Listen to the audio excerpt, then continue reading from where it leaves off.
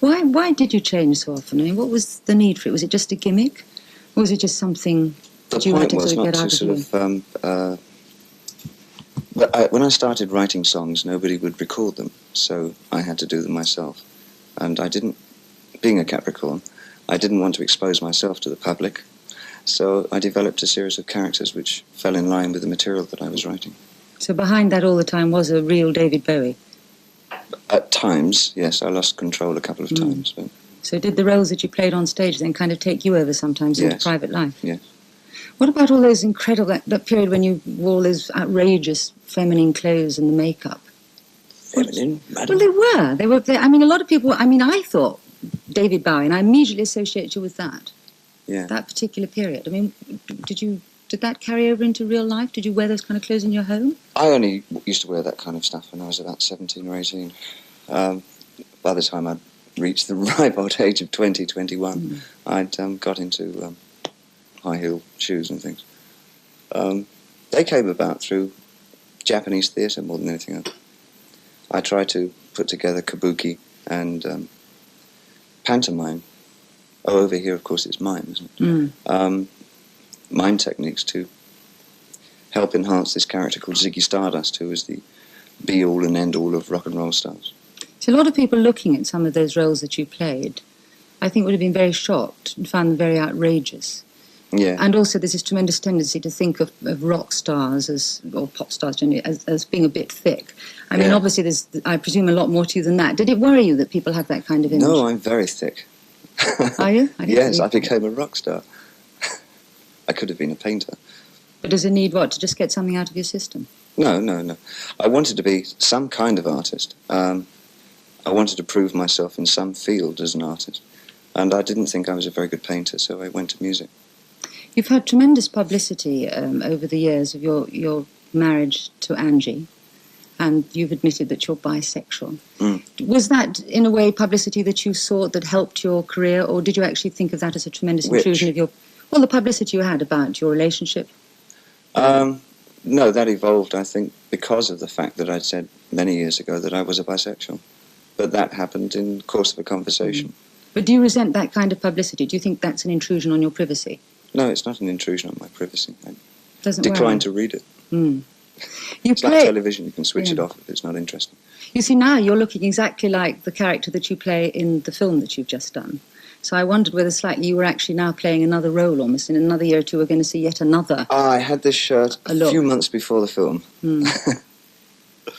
So you're not, this is really you. This is not you just still sort of playing the role of Paul in the film. One wonders. I was working with Nicholas Rogan, the man who fell to earth, a couple of years ago, and he warned me that when one's finished a film, the role often carries over for many months after the film, and that I should be prepared for that. I think that happened to me when I was performing the characters that I was performing in America and England. But I didn't have a director to tell me that they would carry over, so they all built up and became a mass sort of conglomerate character. Why did you want to make this particular film, Just a Gigolo? Marlene Dietrich was dangled in front of me, for one thing. Also, I got on extremely well with David Hemmings.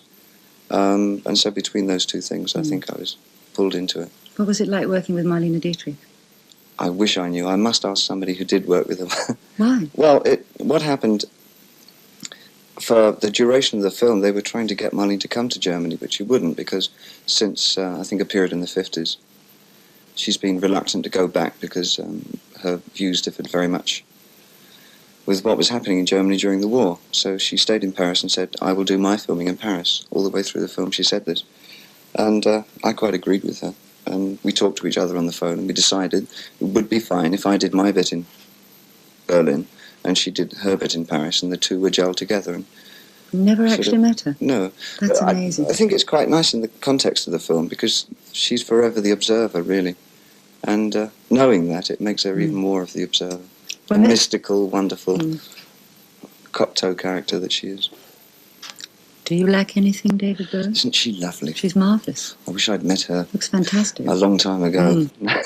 I'm picking up the line she addressed you in the film. Do you feel you lack anything, or have you got everything you want now? Yes, a train ticket to Penge. I've got some friends out there, and I promised I'd go and see them this week, but I haven't had the time to get down there yet.